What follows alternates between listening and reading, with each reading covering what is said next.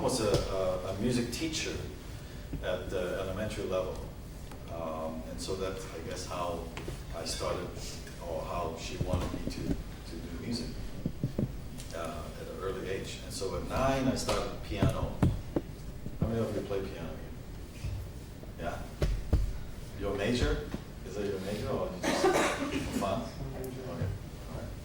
Well, but because the teacher was so mean,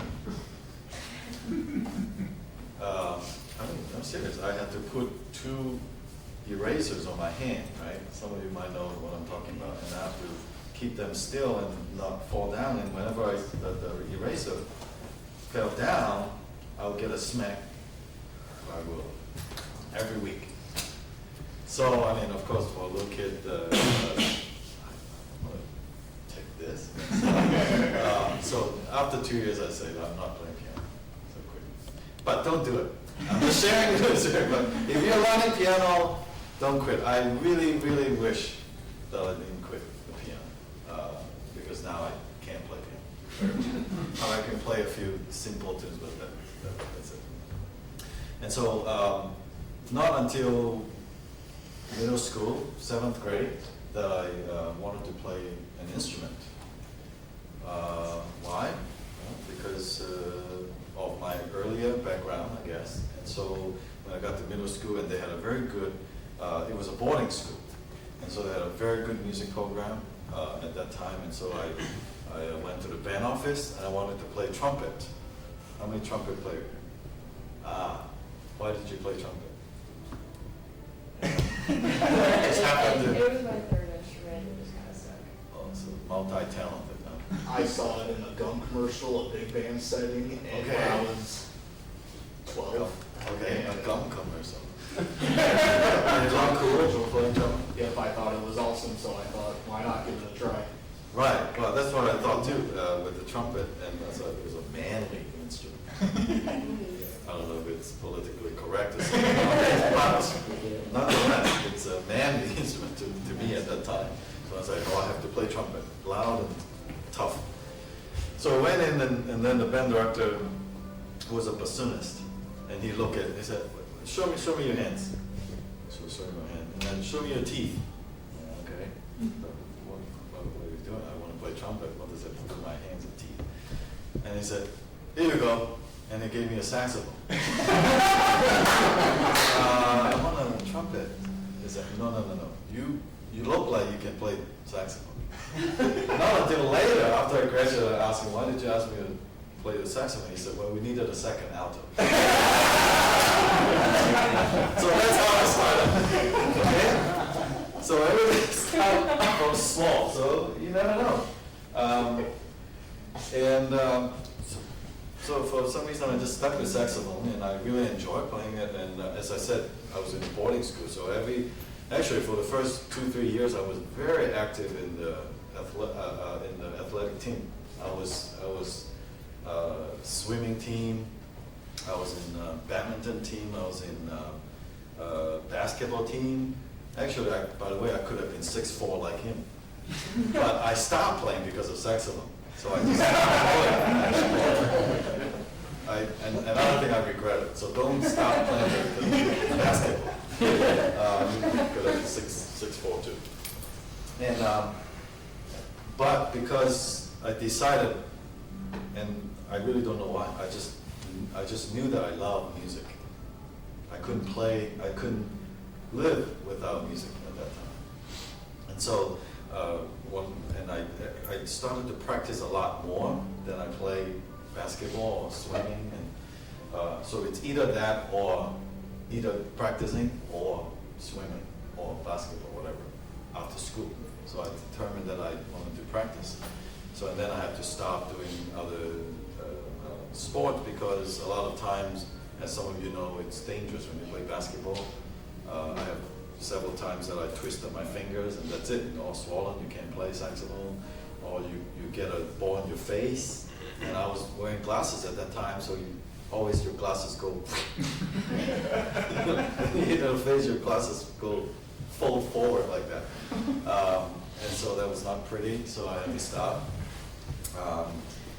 And so my focus was saxophone. And at that time, I had 2 LPs that I listened to a lot.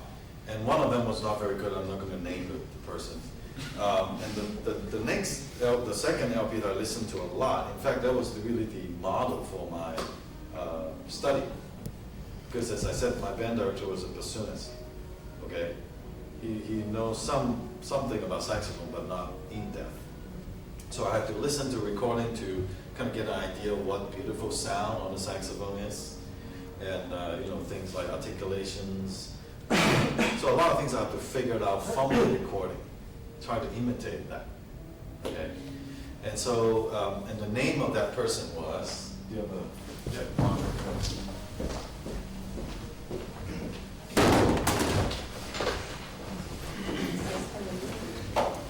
So that, some of you might have heard this name before. Oh, yes. Oh, yes. Eugene Rousseau, American, not French. From Chicago, born in Chicago, Illinois. Okay, and so the record, at that time actually, I didn't know, well, because English was not my native language, even though we learned English at school under the British influence, but we, when we look at English, we don't really pay much attention, unfortunately at that time. And so I didn't really memorize the name. So one day, I think I was in 12th grade or 11th, I don't remember now. Somebody came to me, and at that time I played pretty well. I practiced a lot and did okay. And so somebody at the, we have a performing arts academy in Hong Kong.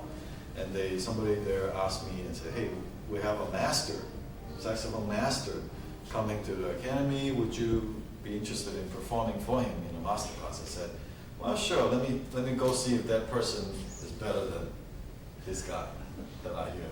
Because this guy was my hero on the LP, right? I lived with him for at least 5 years. Listening to him for 5 years. And so when I got there, and then at that time I still don't know who that guy was, even though he said the name, who he was, and then I played for him, and then he played. And then I listened to him play. He demonstrated a little bit, and I said, wait a minute, that sounds really familiar to me. and I went home, and I saw the name. I was just, shocked. It's the same guy. Do you believe in destiny? Yeah, you better.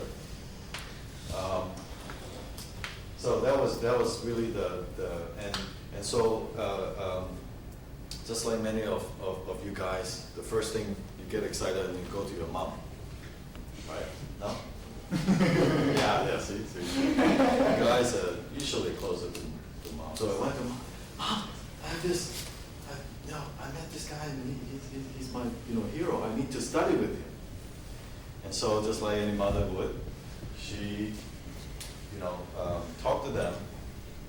And the next year, Eugene Rousseau came back to Hong Kong to give the first, I would say it's the first professional saxophone recital in Hong Kong in 1990. And so I met him in 1989 and came back in 1990, and then we had dinner with him, my mother, and you can almost guess what my mother would do in a dinner setting. Oh, my son is fantastic. You need to accept him, and he's so great at this and so great at that. Of course, my face was all red, embarrassed, and so, wow. And so, and Dr. Rousseau was very kind at that time, and he still haven't heard a lot of me, even though I played from him masterclass. I didn't play a lot. So he said he was very kind, and he said, well, we have this audition procedure that you have to go through first, and you have to make a recording and send and apply to Indiana University. He was teaching at Indiana University at that time, and so that's what I did, and then I was accepted and came to the U.S. in 90. Actually, I came in 91, but because of some financial issue, I had to go back to Hong Kong the next year. And then I got a full scholarship and came back in '93. And the rest is history. And then I'm in Hillsborough, Missouri. Today. And I've been in the Midwest for 20 years almost.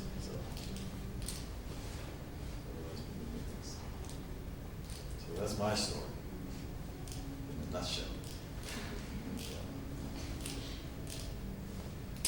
Any questions? Any question you want to ask?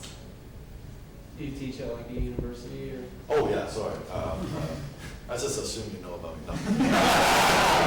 I teach, right. Well, I got most of my degrees at Indiana University.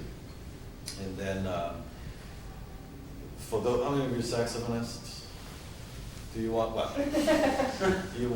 And I don't know how many of you want to eventually be a professional teacher, a professional player. I hope you will. But I'm not going to, lie and say, oh, it's going to be fantastic. It's going to be a tough road, if you want to be a professional musician. And there aren't that many jobs. Okay, so when I first graduated with my master's degree, there were no openings. Okay, so what did I do? At that time, I was married. I was married pretty early, 22. How many of you are 22? No, not yet. 19? 21. 21, close. And I met my wife at the university, and like many guys at 22, you're just clueless. You go, oh, get married, sure. Oh, yeah, it's gonna be fun. Right? Maybe they say it would be fun. I don't know, everybody got married, and cool, that's something you do. That's what I did. And, you just don't know after you get married.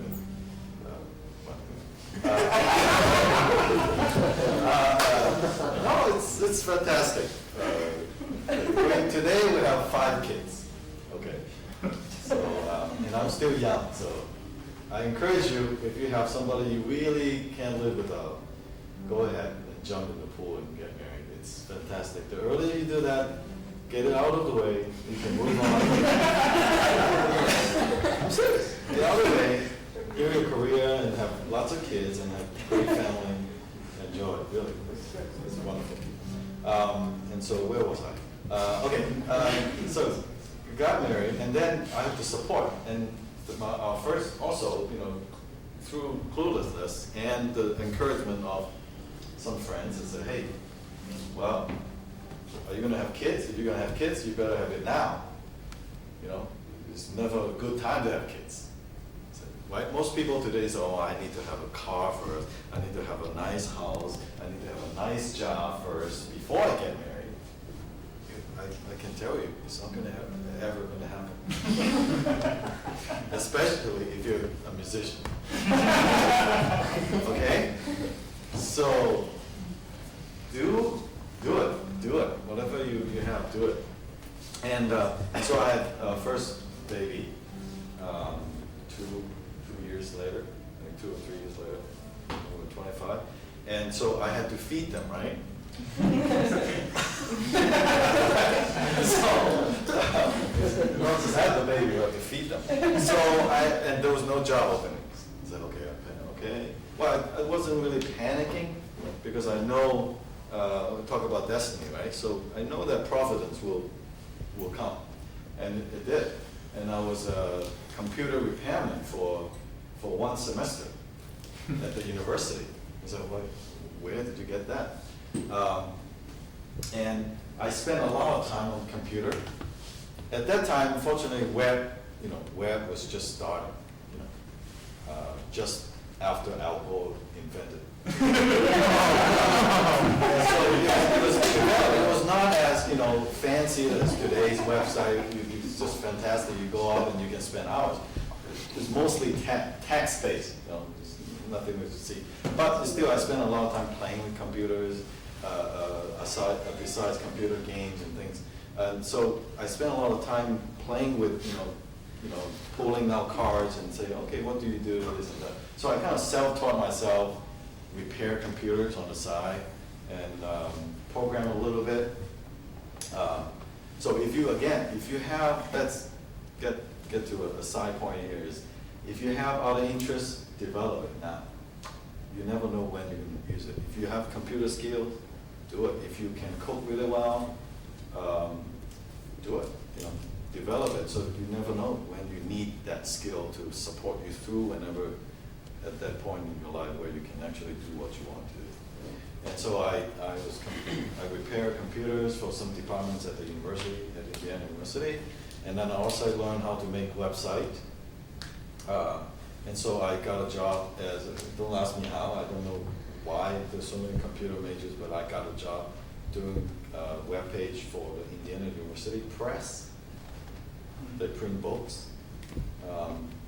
So I just have a web store. I developed a website to sell books online. Not very fancy, of course. And then thankfully, at a university setting, it's not as high tech as like a company, Microsoft, anything like that. So the demand is not that high. But it was still high pressure because I have to have, give them what they need. Right? So I did that for 2 years. And then a job at University of Missouri, Columbia opened up.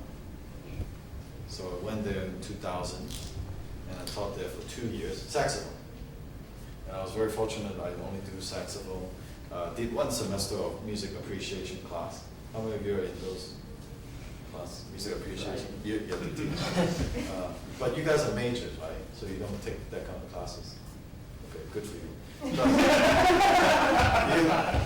Well, you know what I'm talking about. When you teach majors. I music teach major appreciation. jobs. Anybody who's a music major, there's the door. But I wish I had music majors there because sometimes they just want the credit, right? Some of the horrible. Anyway. But I survived 1 semester, and then after I had built up my studio, I had enough students, so I taught mostly just saxophone.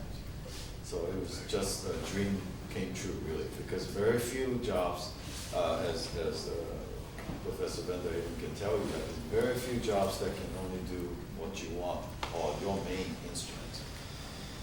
So I did have 2 years, and the job at University of Iowa opened up. I went, and this is my 10 years. 10th. Not to do it. It went by very quickly. And I'm still young. Did I say that? Would you like to play a little bit? Now? Okay. Or, well, do you have other questions? I was thinking maybe near At the the end. end? Oh. What would you say is, I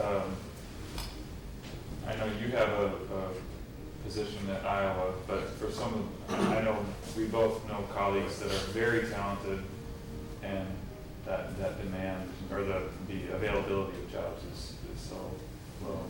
Yeah. What are some of the things, some of the struggles that you've seen and how people kind of cope with that? Well, you probably could answer much better Yeah. than I can. I'm kind of in that, unlike my former teacher, Eugene Rousseau, where at his, 1960s when he got the, 1963, some of you go, when is that? Not the turn of the century, but at that time there was his first saxophone position in the country, or one of the first in the country, and so there was nothing. So basically, jobs at that point, you have to know they are almost very few actually auditioned or interviewed for. They are more like given. It's like depends on who you know. Like who and somebody. So hey, I heard that guy is good over at Eugene Rousseau, actually, by the way, graduated from the University of Iowa. That's why I have a very hard, great feeling teaching there. Graduated Iowa, and so he knew somebody who knew the dean at that time in Indiana University. So that this guy plays really well saxophone. Why don't you hire him to teach saxophone? And that's basically it. There's no interview process or CV or anything like that. You do your job well, and you're a good person, and they give you a job to try. And that's basically how things are. And I was at the point, it was very competitive too when I first started, but still not as competitive as today. Today we have tons more graduates, and the players are much higher levels when I was at the university. And so really the field is getting harder and harder.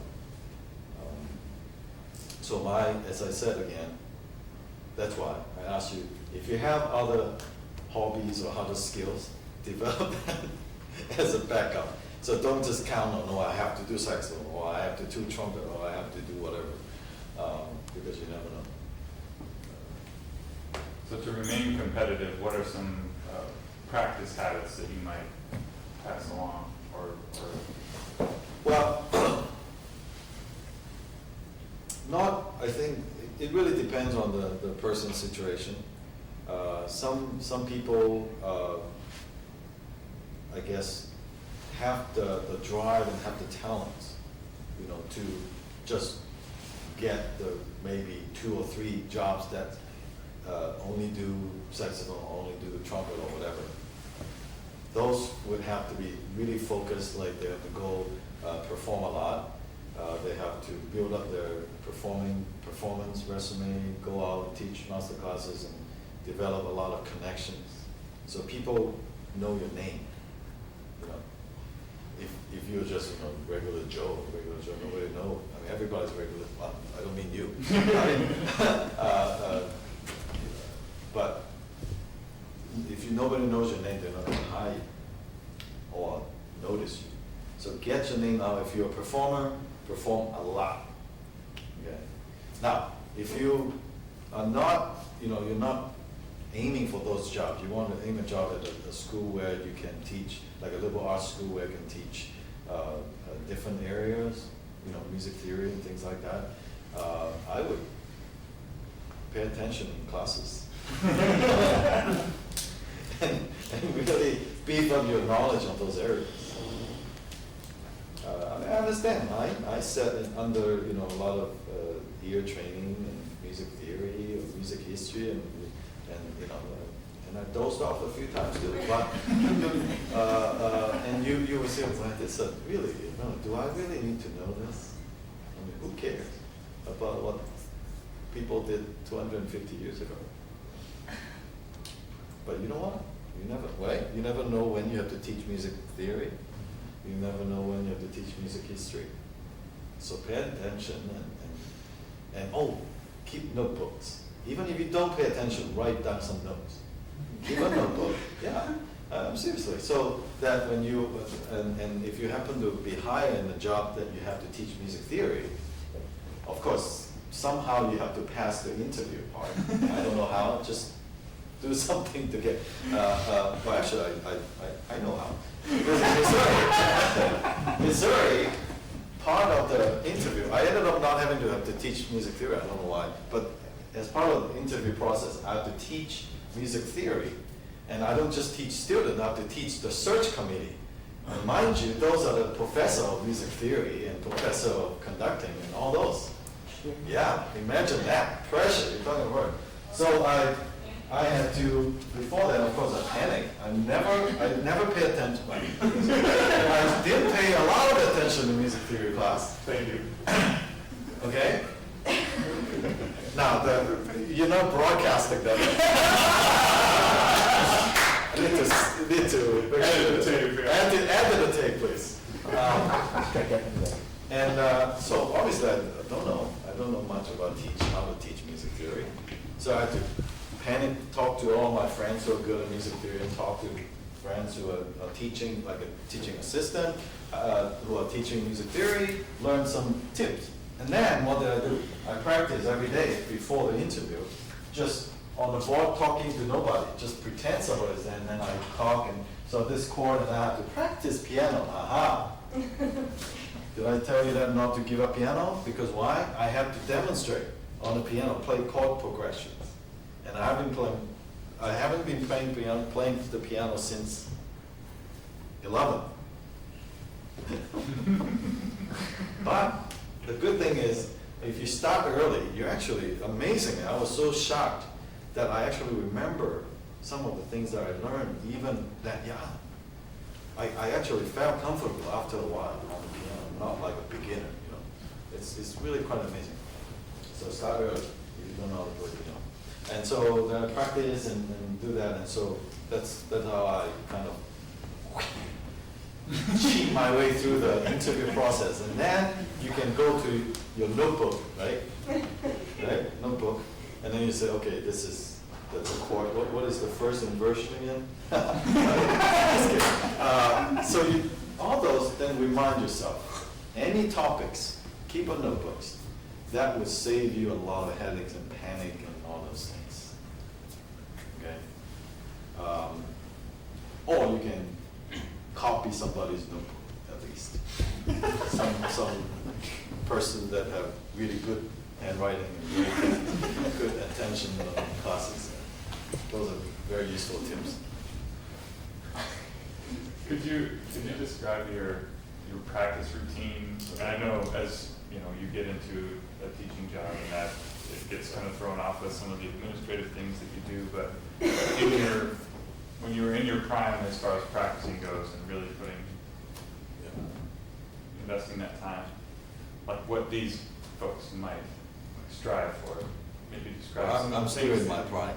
Playing prime, yeah. I know. But you know what I'm saying. I know, just kidding. Well, if you, how many of you are performance major? Yeah, some of you, yeah. If you're a performance major and you want to pursue a career in performance, when I was younger too, you hear it all the time, people say, oh, you play long tones and practice for hours, and you always say, oh, but I mean now, when I'm in that position, I'll tell people to play long tones and practice a lot. Because it's true. I mean, there's just simply no other way around. Unfortunately, you can cheat. Interview the music theory, you can cheat through music history, but you cannot cheat through performance. I'm sorry to say, that's bad news for the day. You really cannot, because for a musician, or especially performing musicians, we're not just musicians, we are athlete musicians. Okay? You have to be always in top shape, physically, really. I mean, you can't, there's no way, I mean, I understand that some people, you know, like Thanksgiving break or Christmas, sometimes they put down the horn and they don't practice. And then they come back to school and then the lesson is always leaking air because it's out of shape. We can't do that. We have to train the muscles, keep the muscles in tune. How many of you are basketball fan team? Anybody Chicago Bulls fan? No? Well, I'm shocked. Really? Well, football? Yeah, mostly football. Okay, basketball. Well, I heard, I don't know, I've never, of course, research on this.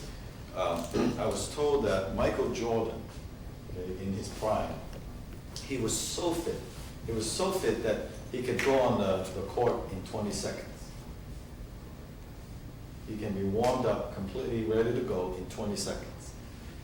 I don't know if that's an exaggeration or just to illustrate that he was that fit. And so as a musician, we have to almost be like that, always. The discipline part is the hardest thing to keep up, but you have to do it. Especially once you become a teacher, and speaking of getting married and have kids, forget, you know, those would take a lot of time out of you. Even though at the academic areas, as this gentleman knows, they don't consider family as part of the work, part of the load, you know, right? Unfortunately, it is part of the load, very much so. And so it will take a lot of energy out of you. So you have to train yourself now, get all the basics and down. And to be honest, and also when I travel, I have to travel almost every month to performance and to different countries, and you're jet lag all the time. And so if you're not fit, forget it. You'll not be able to perform at all. and you don't have time to practice scales for 2 hours a day. So you have to be ready to go and just do it. Okay.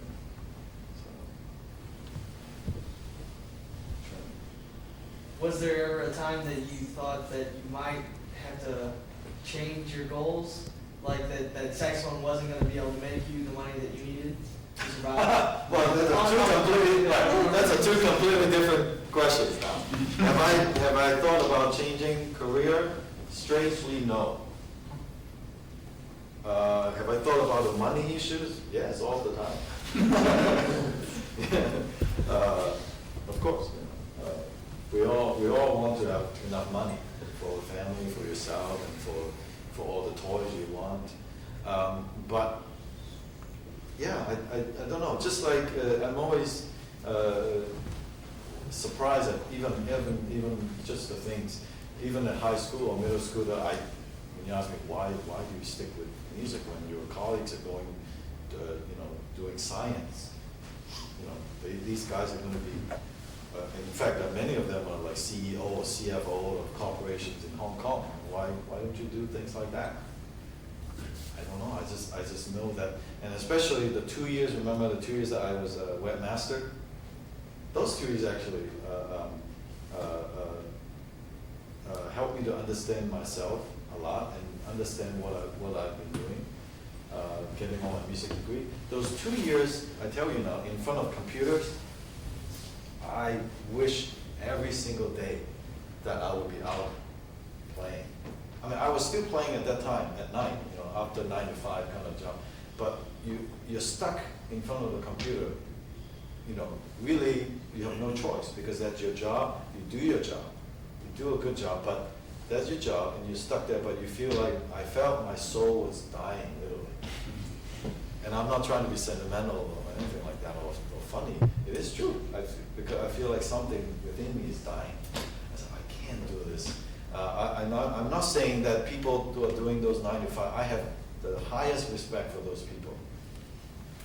Computer programmers or engineers, where they just spend hours a day in front of a computer doing those. I have greatest admiration for those people because I can't do it. I would die eventually. And so I feel the music, I need to have music. So after that 2 years, I decided no matter how hard, no matter how little money I earn, I have to do music. So that was actually good. So that's also another thing I would suggest you to do. Even if you don't want to, maybe it's good, maybe a summer job or something. Do something else and test yourself.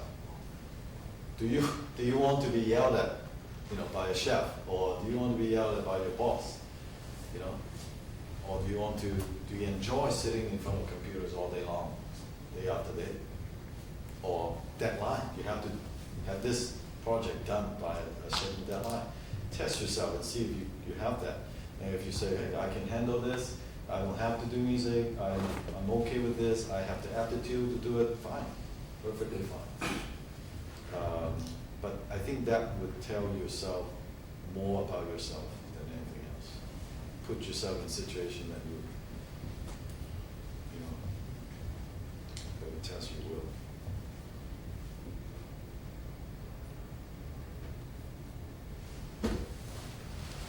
Any other questions?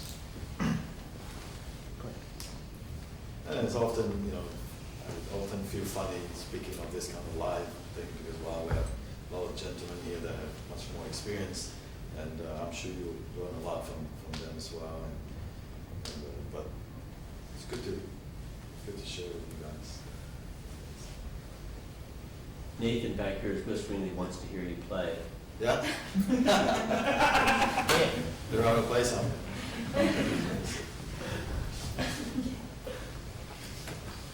Now it's going to make you realize how inadequate you are. It's a musical advertisement. Well, as I told Professor Van Hagen, I didn't really plan on playing a lot, just a little bit before tonight's recital.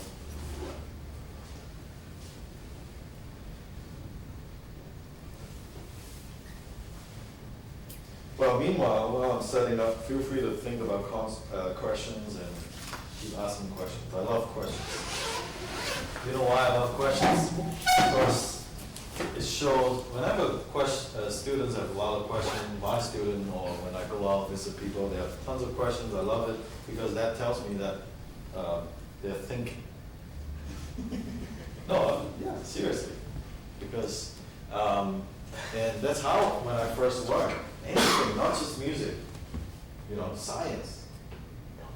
If you,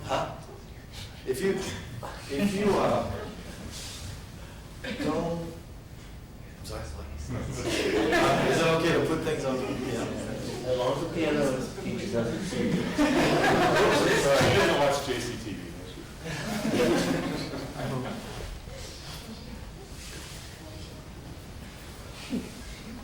That's good.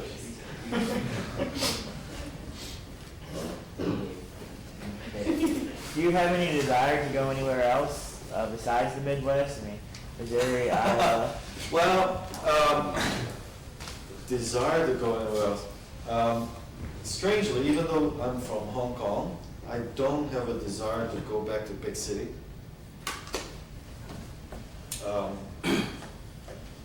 Yeah, I think I would. And also, most of the, interestingly, just I think historically, all the major saxophone programs are in the Midwest. Classical, I'm talking about, not jazz. Jazz, completely different area. So most of them are in the Midwest, like Illinois, Iowa, Northwestern, all the Big Ten schools, Michigan, all those. Because I think saxophone kind of grew out of the band tradition. And again, most of the band activities are in the Midwest.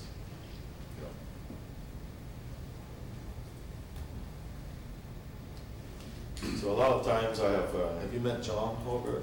Mm-hmm. Yeah, you met John. Yeah. I have some students from California, Southern California. To them, I asked them what do they do. They said, well, we practice outside the beach. So unfair.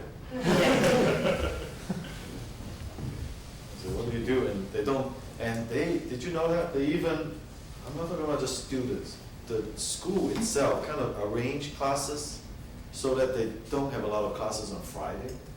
So they have, every week they have almost 3-day weekends. They just go out to the beach, hang out. Yeah, no wonder we didn't practice. I would if I were there. So that's also part of the reason as difficult it is in the Midwest, we don't have, and people are, what do you do here? A lot of my friends from cities, like, what do you do? What do you mean? But really nothing to do compared to New York City or even Chicago. But that's, but I like it because we can, I get a lot of things done. If I was living in a city, I probably won't be recording. I probably won't be doing the many things I'm doing now. Okay, so this, I just play a little bit for you. I'll play a few notes here.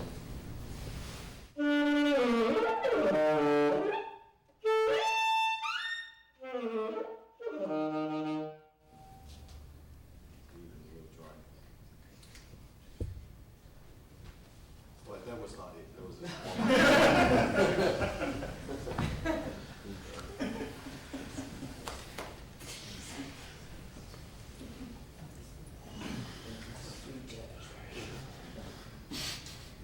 This piece is called, or this very little short piece is called a La Cascada, kind of a waterfall kind of music.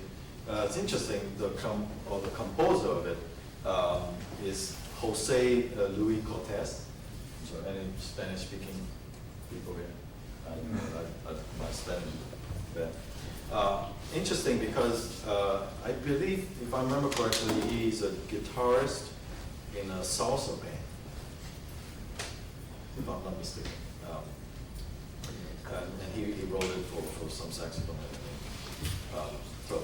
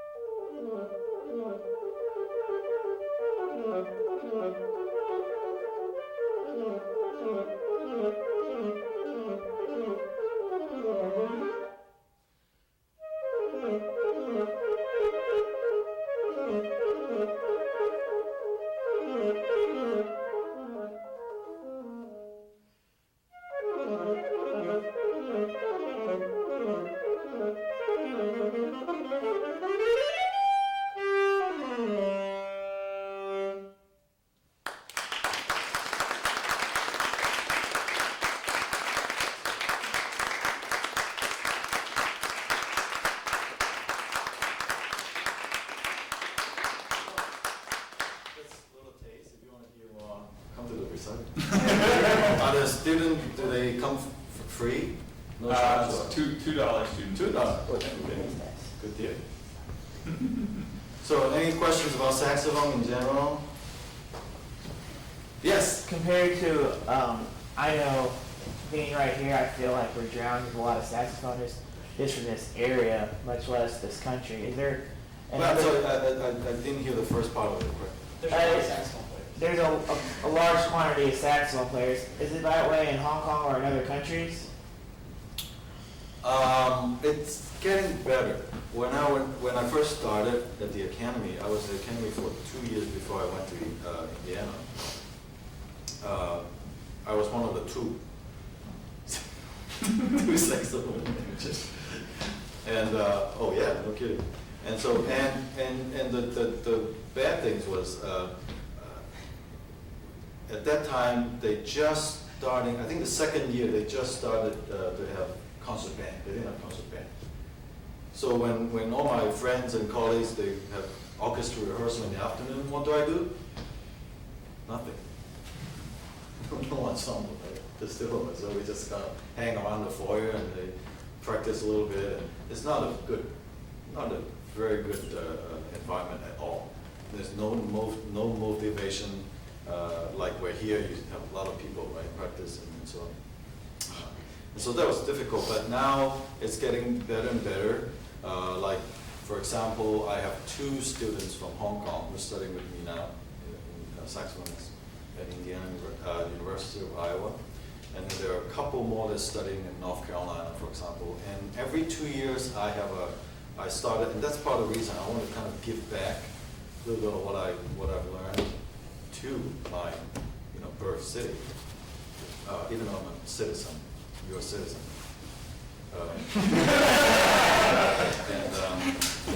And so, but I still, I go back to Hong Kong almost every year for work, to visit family, and so I try to give back. So every 2 years I have this big symposium. I would invite some of my friends, professional professors.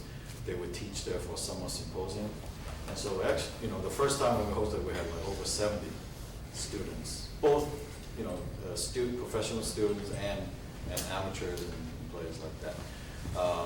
But if you say majoring in saxophone, no, the number is not very, very big compared to the US, but it's getting better. In Asia, especially Japan, is probably still the leader of the study. But one problem with a small place like Japan or any Eastern country or Asian country is just too crowded. I mean, it's so small, the place. You might have, doesn't matter if you have 600 saxophonists, but there's no job for them. So there are many, I've known many people that they study in France, like very fancy. They study in US or France, but they go back with no jobs. What do? They have to be waiter and waitresses. That's the sad reality of it. Yeah. So at least in the US, yes, very competitive. In fact, I just had a conversation with some students recently. This year, there were at least 6 or 7 openings for saxophone positions. That's like Christmas for saxophonists. No, they are not, just saxophone, but they have to teach maybe some other woodwinds, or some of them have to teach jazz, and so on and so on. But at least there are full-time positions. That's unheard of in Asian countries. There's no such a thing. Any other questions? Yeah? Anything else? Yes. I'm a trombone player, so I can't do valves. But after a while, do you eventually get to the point where you see a note and you don't really even have to think about it? You just kind of go to it? Depends on the day. If I feel, well, of course, after you've been playing your instruments for, I don't want to tell you how long, 20-some years.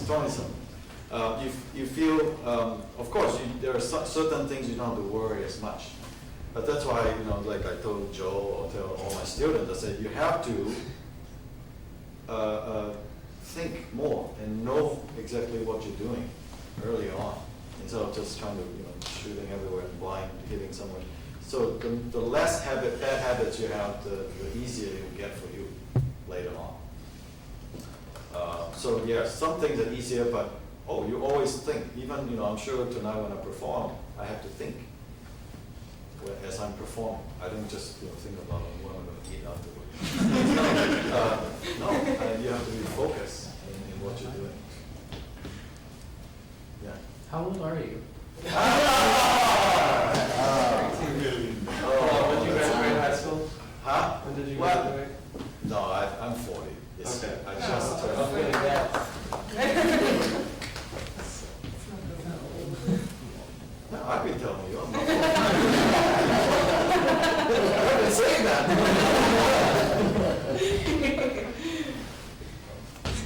Yes. Did you ever work while you were in college? Like a part-time job? Oh, okay. I mean, have you studied? And worked on anything? It's not really that. I did pay attention sometimes. Well, yes, that's a very good question. And to be honest, I was spoiled. As I told you, I got a scholarship, right, from Hong Kong. One of the things is when a country that when you have horse racing is legal. U.S. is not legal, is it? In the U.S. In certain states. Horse racing. Yeah. Yeah, it's legal in some states, but we don't have that in the U.S., do we? Yeah, we don't. Kentucky. I know what you guys do. Illinois. I've never seen it in the Midwest. But anyway, so in Hong Kong, it's a huge thing, just like Powerball here. So Jockey Club, they have actually Jockey Club, okay, they have scholarship. Okay. Now that when I'm older, I think through it, wait a minute. I'm actually was using the money from poor people who bet on horses. So those are the scholarships who pay for my degree. But at that time I didn't think of that, of course. But now I realize. And so I got a scholarship to study, so I didn't have to work. I know, I was spoiled, I completely, I had no excuse. And so I also have great admiration, and my heart goes out to some of my students that, you know, I wish I could like, oh, hey, here, you know, 5,000, go and pay your tuition and hand out money like this. Just not gonna happen. And so they have to pay out of their pockets and pay out of their nose just to study a degree. They have to work, you know, in you know, express, selling clothes and things like that. You know, my heart goes out because I know that they want to practice so hard, but they have to work at night. And there's nothing I could do, you know, to help them. And that's really painful for me, but that's a reality, unfortunately. And I hope that someday some administrator somewhere would have the gut to say, you know, we need to help the musicians, or at least right now, you know that medical students and musicians, they almost have, well, medical students may have more debt, but I mean, proportionally, they have almost the same size debt as musicians. But, you know, but after they get a job, after they become a doctor, they can pay it off like that. Yeah. But musicians, it's so unfair. It's really unfair. I hope that but I've heard that maybe somewhere, Northwestern or somewhere, some school, they're starting to have kind of variable tuitions or something like that to help the art students a little bit. I'm pretty sure I've heard some news about that, but it's definitely not a common thing ever. So yeah, I was just fortunate not to have to do it. Yeah, well, we need to wrap up. Oh, okay, yeah, but time for. Thank you. Let's